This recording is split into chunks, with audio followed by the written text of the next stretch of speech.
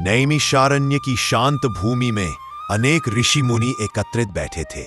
लंबे समय से उनके मन में एक जिज्ञासा उठती थी। उन्होंने रोमहर्षण सूत जी से विनम्रतापूर्वक पूछा, भगवान शिवजी का जन्म तो सुना, पर यह लिंग या अनंत ज्योति स्वरूप आखिर है क्या? सूत जी ने अपनी वाणी गंभीर करते हुए कहा, हे मुनियों, आज मैं वह रहस्य कहने जा रहा हूं जिसे सुनकर देवताओं तक के रोम खड़े हो जाते हैं। एक बार क्षीर सागर में भगवान विष्णु योग निद्रा में थे। उसी समय ब्रह्मा जी वहां पधारे। बातों बातों में दोनों के मध्य अहम की ज्वाला भड़क उठी। ब्रह्मा बोले, मैं सृष्टि करता हूं, महान भी मैं ही हूं। विष्णु बोले, आप मेरे नाभि कमल से उत्पन्न हुए हैं, अतः आदिदेव मैं हूं। कठोर शब्द तीर की तरह चलने लगे। दंभ बढ़ा और विवाद युद्ध में बदल गया। ब्रह्मा ने ब्रह्मास्त्र, विष्णु ने पाशुपतास्त्र उठा लिया। आकाश कांप उठा, दिशाएं चीख उठी। देवता भयभीत होकर कैलाश पहुंचे और महादेव से प्रार्थना की, प्रभु दोनों देव युद्ध में है, प्रलय निकट है। उधर युद्ध अपने चरम पर पहुंच चुका था। तभी अचानक दोनों देवों के मध्य एक अनंत अग्निमय ज्योति स्तंभ प्रकट हुआ। न ऊंचाई का अंत, न गहराई का मूल, मानो स्वयं ब्रह्मांड का श्वास स्तंभ खड़ा हो। दोनों देव उस दिव्य ज्योति को विस्मय से देखते रह गए। निर्णय हुआ, विष्णु मूल खोजने नीचे जाएंगे, ब्रह्मा शीर्ष खोजने ऊपर।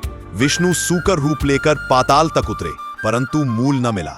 ब्रह्मा हंस रूप बनकर ऊंचे ऊंचे लोकों में उड़ते गए, परंतु सिरा न मिला। इसी समय शिव के मस्तक पर चढ़ा केतकी का पुष्प उस अनंत स्तंभ के पास नीचे गिरता दिखाई दिया। ब्रह्मा के मन में दंभ से भरी एक चतुराई जाग उठी। यदि ये पुष्प कह दे कि मैं शीर्ष से आया हूं, तो देवताओं में मेरी ही महिमा होगी। उन्होंने केतकी से कहा, हे पुष्प, तुम मेरा साक्षी बनो, कह दो कि मैं स्तंभ के शिखर से लौटा हूं। केतकी प्रलोभन में आ गई और ब्रह्मा के साथ चल पड़ी। लौटकर ब्रह्मा बोले, मैंने शीर्ष देख लिया और ये रहा प्रमाण। विष्णु ने विनम्रता पूर्वक प्रणाम किया, परंतु यह छल महादेव से छिप न सका। अचानक वह ज्योति स्तंभ विकराल गर्जना के साथ फट पड़ा और उसके मध्य से स्वयं महादेव प्रकट हुए। त्रिनेत्र ज्वलंत जटाओं में गंगा लहरा रही, देह पर भस्म और स्वरूप इतना विराट कि दिशाएं भी झुक गईं। महादेव बोले, ब्रह्मा, तुमने झूठ कहा है, आज से पृथ्वी पर तुम्हारी पूजा नहीं होगी। यह सुनते ही ब्रह्मा थर्रा उठे। महादेव आगे बढ़े और ब्रह्मा जी के 5 सिरों में से एक सिर तुरंत काट दिया। दैवीय मौन छा गया, देवता स्तब्ध रह गए।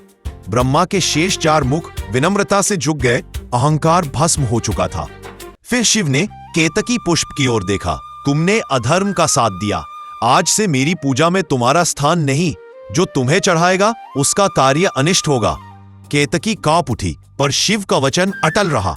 इसके पश्चात महादेव ने अपनी ज्योति की ओर संकेत किया, यह अनंत ज्योति ही मेरा आदि स्वरूप है, न इसका आरंभ है न अंत, यही प्रथम शिवलिंग है।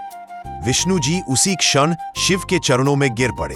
ब्रह्मा जी पश्चाताप से भर उठे और उसी दिव्य रात्रि दोनों देवों ने इस ज्योतिलिंग की प्रथम पूजा की, क्योंकि उसी रात्रि महादेव का यह तेजोमय निराकार अनंत रूप प्रकट हुआ। इसलिए वह रात्रि महाशिवरात्रि कहलाई और तभी से शिवलिंग शिव का सर्वोच्च, अनंत, अजन्मा और अखंड प्रतीक माना गया। हर हर महादेव।